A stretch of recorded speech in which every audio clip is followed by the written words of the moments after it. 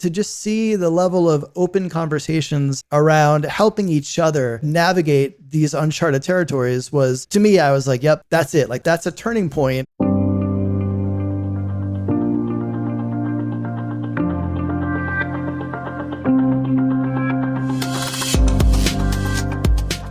Hey everybody, I'm Lori Rudiman. Welcome to Punk Rock HR. Today's guest is Lars Schmidt. He's the founder of Amplify, an HR executive search firm, but he's also the author of the new book, Redefining HR, Transforming People Teams to Drive Business Performance. Lars is on the show today because he's my friend and I'm incredibly proud of him. But more importantly, I love the way he thinks, especially about the future of work. So if you're interested in a conversation where someone's actually positive about human resources, well, I know you're going to enjoy it. So sit back and learn from my friend, Lars Schmidt.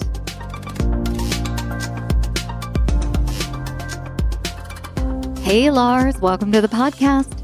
Lori, it's good to be here with you. What a journey we've been on to arrive at this moment in time where we both have books coming out within 2 weeks of one another. I am making a flat out commitment to you today, Lars. We're only talking about your book. I'm going to reciprocate. See, here's the funny thing. Like, we're both podcasters and we both are authors and we both have books coming out in the same month. So I have a feeling we're going to Freaky Friday and switch this up. We might be talking about your book on my podcast very, very soon. Oh my God. Except I don't know how you feel as an author, but Scott Stratton told me you'll know you're an author when you're sick of your book. That resonates with me. I'm not there, but I going into marketing and publicity and PR mode, even for the short period of time that I've been in it so far, like I can see how that will happen at some point. I'll get there. Is there a moment of satisfaction to that? Like when you get there, you're just like, oh, now I'm a real author. Like I'm going to go like put on a robe and slippers and a pipe or something. Well, I don't like pipes unless they've got certain things in them, not old tobacco, but I feel like an author. I felt like an author. I bet you do too, right? I mean, I don't have imposter syndrome. Do you? No, I don't. Like it feels very real now. It's such a journey, like going through the writing and the edits and the reformatting and the proofreading and just all the steps you have to do to actually get to the completed book. Like I haven't touched my book yet. Like you've touched your book. I should be touching my book in probably 2 weeks. So I think at that moment,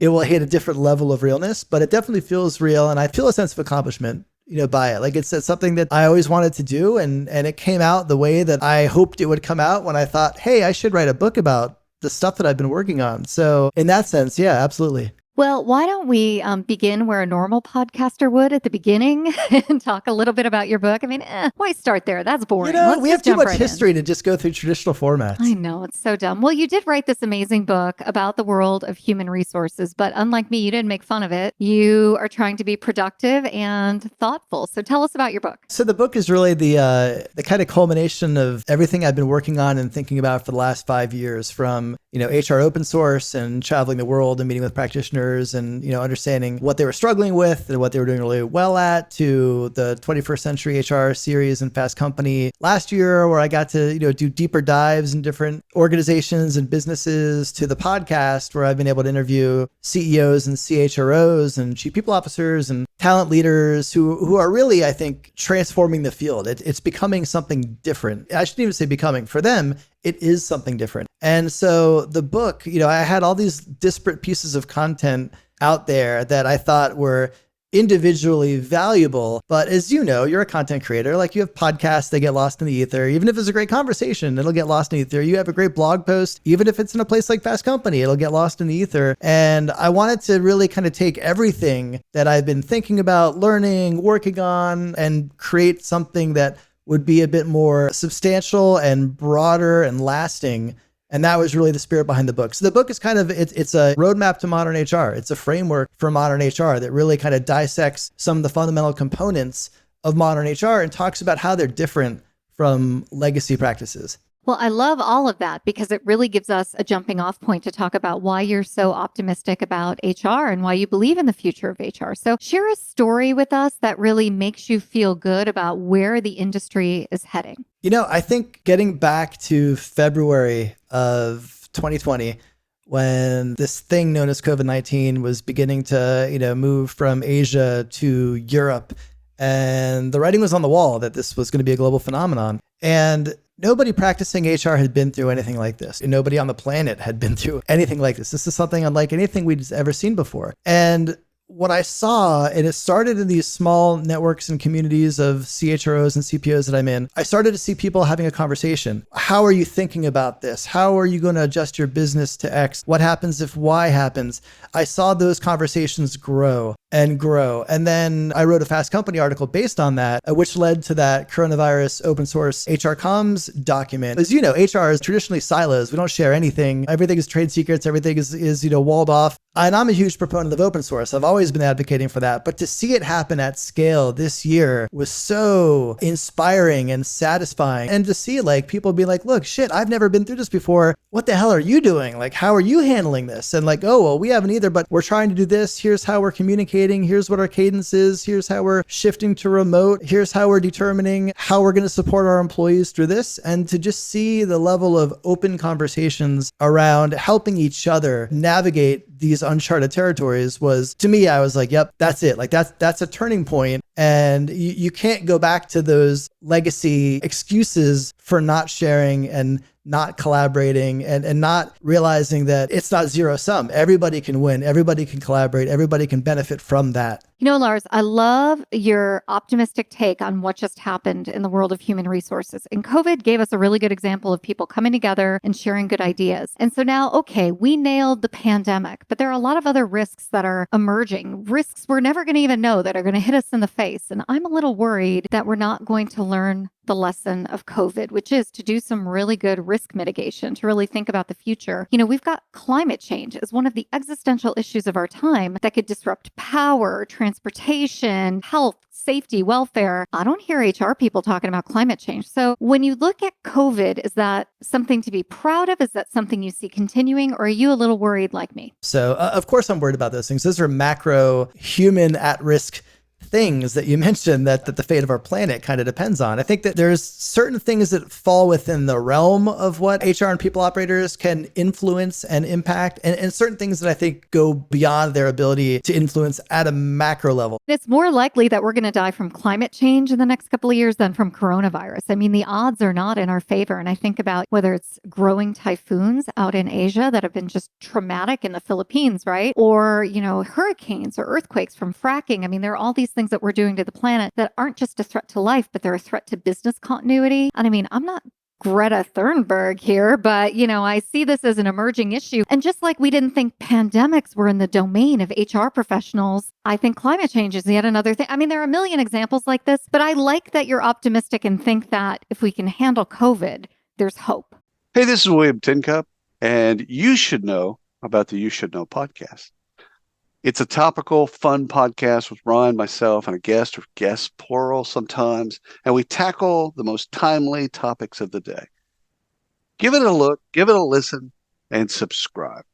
Thanks. What I would say is a lesson that we've learned in COVID that I think we will be able to apply to those other situations is that we have to be much more agile and less formulaic in our practices. And I know agile is a hot buzzword right now. We talk about it a lot. But what I mean by that is legacy HR had a playbook for everything, right? Playbooks don't matter anymore. Best practices don't matter anymore. Throw them out. It's about figuring out like what works for now and how can we design this in a way that when the shit hits the fan next, which it will, we can adjust and like maintain business continuity regardless of the circumstances. And so that is a lesson that I hope a lot of practitioners, well, I know a lot of them learned, I hope a lot of them hold on to because we're going to need that. Yes, this was a once in a generation calamity as it relates to COVID, but it's not the last thing that we're going to be dealing with and we have to be ready for it. What I love about you, Lars, is that you'll make fun of a word like agile while still respecting it and using it. So one of the buzzwords that I've heard lately, and I don't know if you've heard it, is structured discretion. And it bugs me like crazy. This is the philosophy that HR leaders are using when the company has not met its organizational goals or objectives, but they still want to give out raises and they still want to give out bonuses. So they're using structured discretion. Now,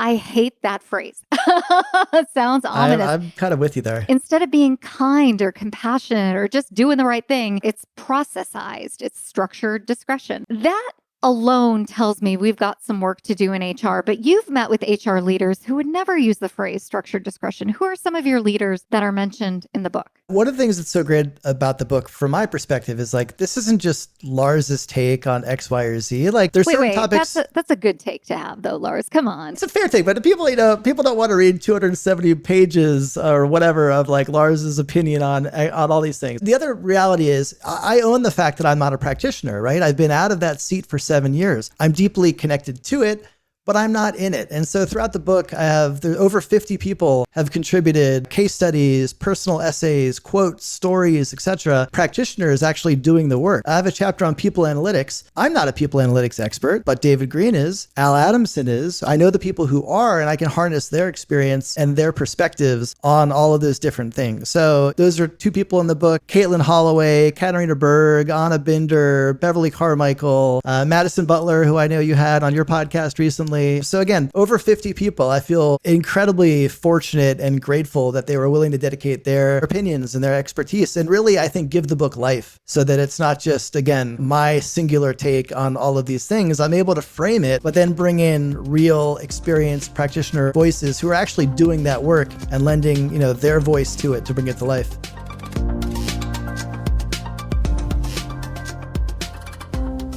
Hey, everybody. We're living in an era of uncertainty, but work was never designed to make us feel secure. Systems, processes, and programs were built for bosses, not employees. In my new book, Betting on You, How to Put Yourself First and Finally Take Control of Your Career, I'm going to teach you how to live a better life, enjoy work, and even be your own HR department, a skill that's needed whether we're in a pandemic or not, to advocate for yourself, avoid burnout, and form better personal and professional relationships. Betting on You is available wherever books are sold and audiobooks are streamed. The best place to buy the book is lorirudiman.com/books. That's lorirudiman.com/books. Buy Betting on You today.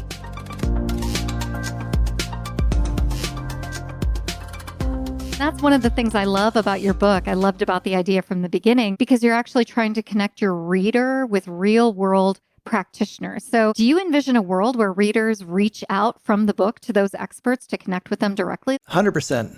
100%. They will. And I think a lot of those people will respond. I had a conversation earlier today with somebody who reached out to somebody who's also in the book, blind, and formed a relationship with them and is having them speak at a conference. And somebody who is probably one of the leading experts in their particular discipline. And so I think that a lot of people look at this idea of HR famous and people who have big brands and big names, and they put them on this pedestal as if they're not just another person like you are. And so we've seen that. And I think hopefully people will have lots of new inspiration and ideas and people to learn from and connect with, which I think is also important because it's not just about their views on this book. If you read about somebody in a book or they contribute a quote and you're like, that's a really smart way to think about X, don't let it end there. Follow that person, connect with them on Twitter, connect with them on LinkedIn, see who are they reading, who are they following, where are they learning, where are they getting their information. All of that is gold for you if you're actually interested in learning about that topic. That's such a good take on that because sometimes I think we look at mentors as these formal individuals that we have a relationship with. We get on their Outlook calendar. And for me, some of the most important people in my life I've never met. I just follow them. I look and see what they're doing. I try to keep up with their ideas. And I take the stuff that I like and they become informal mentors. You know, Lars, I did that with you for a long time. Before we met, I'm like, oh, I like his stuff. And then when I finally got the chance to see you in the flesh, I grabbed it. I mean, I literally like, Lars, come here. I want to talk to you, I remember that day well. But the funny thing is, like, this is how this works. Like, I was the same way with you. Like, when I got to NPR and I knew that I wanted to start writing and I knew I wanted to start blogging, I'm like, well, who's really good at it? And Lori and lots of other people were inspirations. And so I followed you on Twitter. I connected on LinkedIn. I was like, who are they reading? What is inspiring them? And then I followed those people and I read their stuff and it just branches out. So like, look at these things, especially if you're reading about somebody in a book, don't look at that learning as a moment in time. Look at that as a starting point to then tap into all of their stuff and then their people's stuff. And it's a spider web of stuff, but it's super valuable. And it's frankly, frankly, I think the best way to learn in this kind of networked, connected age. Lars, what I love about your approach to this book is that you really understand that the practitioners are at the heart of HR. So I would assume that not everybody in the book is a VP of HR. We're not just reading about these highfalutin people who walk around with iPads all day making strategic decisions, right? I mean, these are people in the trenches of HR. Can you tell us the story of someone in the trenches that you actually admire and wrote about? One of the early chapters of the book is focused on diversity, inclusion, and belonging. And it's called Building a Company for Everyone. And I had a draft of an outline and I had ideas of what I wanted to say in the chapter. And then after George Floyd's murder and the protests and the calls for social justice and frankly, the introspection, the place that put me in of introspection and deep thinking and really the kind of reckoning with the field of HR and like our role in all of this broadly, I rewrote the chapter and I brought in lots of voices from non-VPs. There are some people who are VPs, but from non-VPs, I want to understand much more about what we've gotten wrong in the past to understand like how we can actually do better in the future. And I think we had to kind of own our past and the lack of impact that we've had collectively. And I say we, I'm using the broad we here, the whole industry. It was really important to kind of tap into some of those voices and perspectives and experiences along with experts and along with CHROs to really contextualize that chapter in a really meaningful way. In writing my book, which I'm not talking about, I learned a lot about myself. And I was actually surprised by some moments of the writing process, like what I wanted to say, how I was saying it. I mean, there was just so much that I was like, what? I didn't expect this at all. What was your journey like? I mean, you were talking to all these people. So you must have, interviewed, sat down to write, maybe re-interviewed some people or did some more interviews. Anything about this whole process just, I don't know, surprise you in a weird way? I'm surprised at how closely the book turned out to what I envisioned it would be and hoped it would be, which was a nice surprise. I do think what was interesting about writing the book is, when the pandemic hit in March, I was like, great, I'm going to have, all this time to just write. I'm going to crank out this book. I'll be done in, 6 weeks. Yeah. I didn't write a word for 2 months. Not a single word. And then, my publisher was furloughed for a period of time and they came back and said, okay, your deadline's in like 3 weeks. I'm like, yeah, I'm going to need an extension because I'm so far behind. But wait, talk to me about why you didn't write for 2 months. So in the early days, I was working on that coronavirus open source doc and I knew that was important. I knew that was needed. And it was really important to me to be of service in that moment and kind of leverage, like I have this network, I have different outlets to kind of get this content out and amplify it. So that was really important. It was one of those things where, it doesn't sound like self-important, but I was like, the industry needs this and I'm in a unique position to support the industry in this way. So this is what I should be focusing on. And then after that, it was other projects, it was some work stuff, family. I mean, it was just like, I found everything I could do other than write. I don't know if it was like a weird manifestation of writer's block, but I didn't write. In hindsight, the procrastination, I think, allowed me to write a much better book. And I was able to talk about things like we talked about to open the show around open source fundamentally changing, the field of HR and how that actually came to life during the pandemic and give illustrations of that actually happening and like how we're thinking about remote and distributed work now that it wasn't just like a thing we all reacted to. Now we're like, okay, like we need to really actually rethink this and it's not a Band-Aid now. Now we have to really think about how we're designing work going forward. I like that the procrastination actually worked to your benefit. And so maybe it wasn't procrastination. Maybe it was just you kind of taking a pause and being patient with yourself. Although, Lars, you were procrastinating. I mean, come on. I was definitely like, I appreciate you giving me the out, but it was definitely procrastination. Well, you're right. I think the world looks different, though, completely different. I mean, everything's completely different. I think it's exhausting to talk about remote work. And yet that's the number one question that I'm getting. Like, what's work look like in 2021? I'm like, you tell me, chump. I don't know. So, Lars, what's work looking like in 2021? And specifically, am I still going to have to work with my laptop on my ironing board? Hey, friends. Marnie Robbins here, host of Vibe Makers, a podcast now on the Redefining Network. Look, we all know workplace culture doesn't come from a slide deck. Gross. It comes from people. So on Vibe Makers, I talk to the folks shaping the experience of work from the inside out. The HR and people ops folk, founders, leaders, and misfits building culture through small bets, big beliefs, and a whole lot of trial and error. No fluff. Well, maybe a little fluff, but mainly just candid talk about what happens when you stop duct taping your culture together.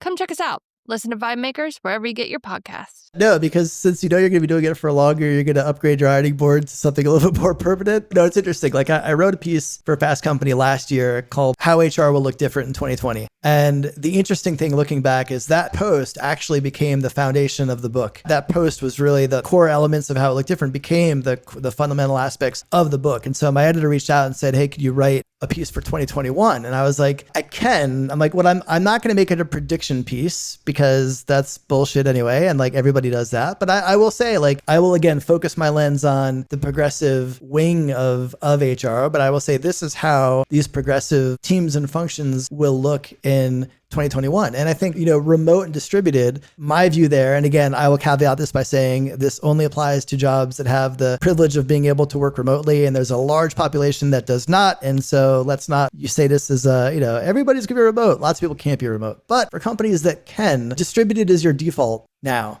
Period. You'll have offices again. You'll have people in offices again. You'll have some sort of a structure, but you will never have everybody back in an office. You just won't be set up by that way anymore. You're going to have a population that will be either fully distributed, hybrid, whatever it might be. That's your, quote unquote, new normal. Like I hate that term, new normal, Wait, but like new normal, distributed, remote work, agile. We're hitting them all. Structured discretion. Bingo. But that's certainly one aspect is that we're not, co-located is not going to happen at scale like it did in January. It's just not anymore. It's interesting to me. We used to talk about the workforce being introverted and extroverted, and I like to think of it as avoidant. That's what I have done some research on these Jungian terms, and think people who are introverted want to avoid other people, and people who are extroverted want to avoid themselves.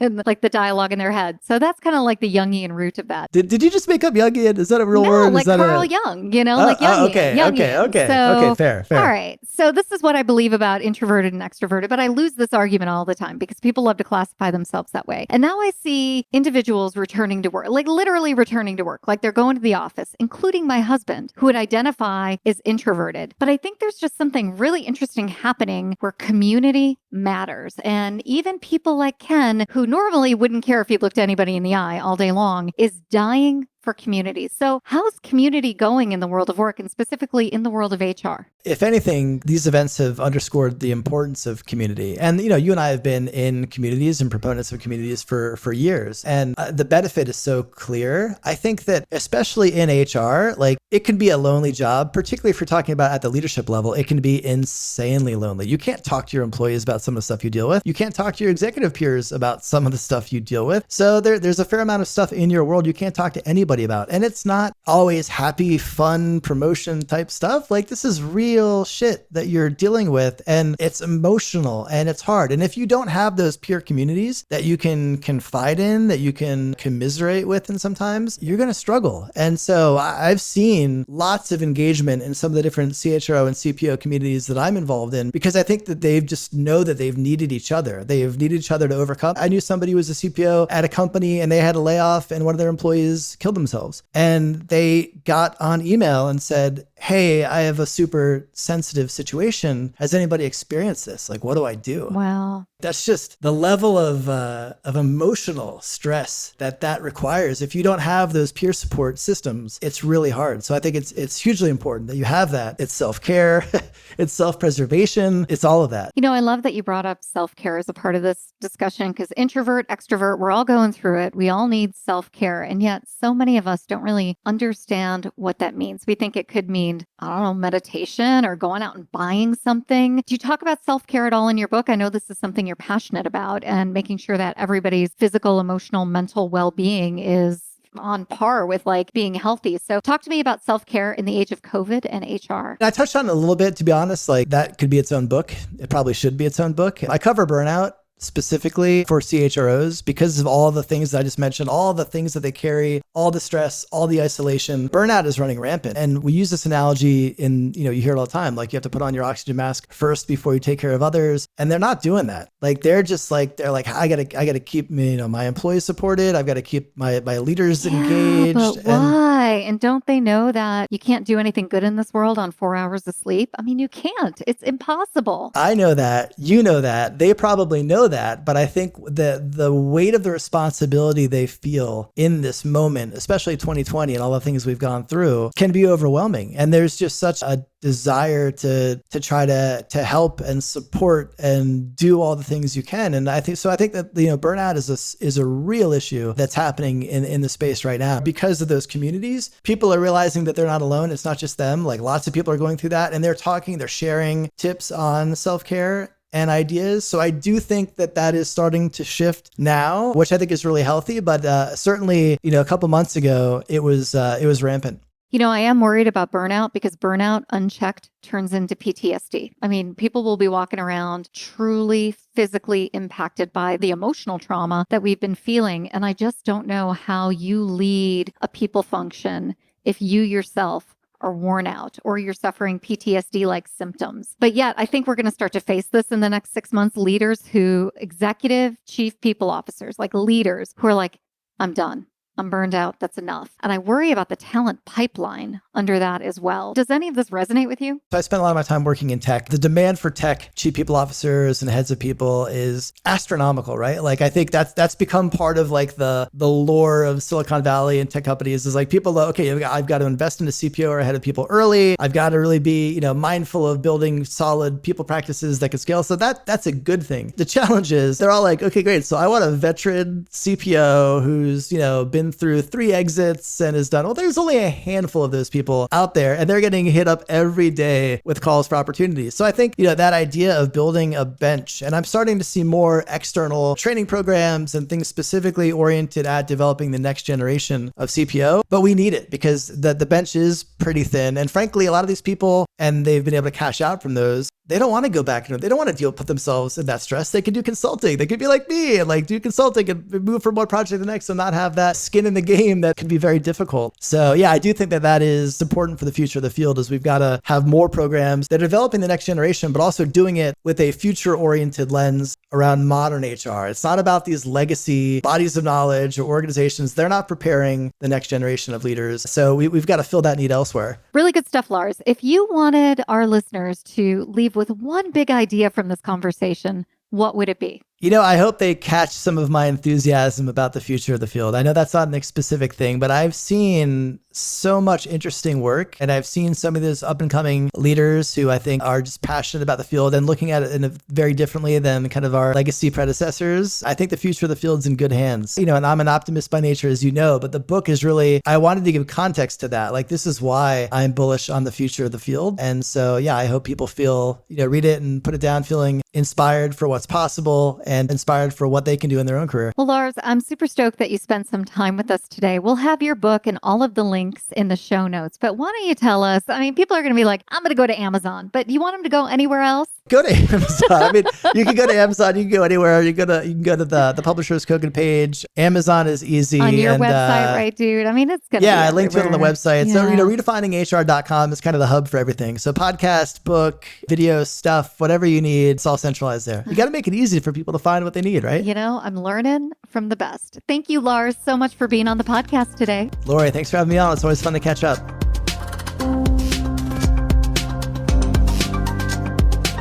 Hey, everybody. I hope you enjoyed my conversation with Lars Schmidt. To learn more and to find his new book, Redefining HR, Transforming People Teams to Drive Business Performance, head on over to punkrockhr.com. Now, that's all for today, and I hope you enjoyed it. We'll see you next time on Punk Rock HR.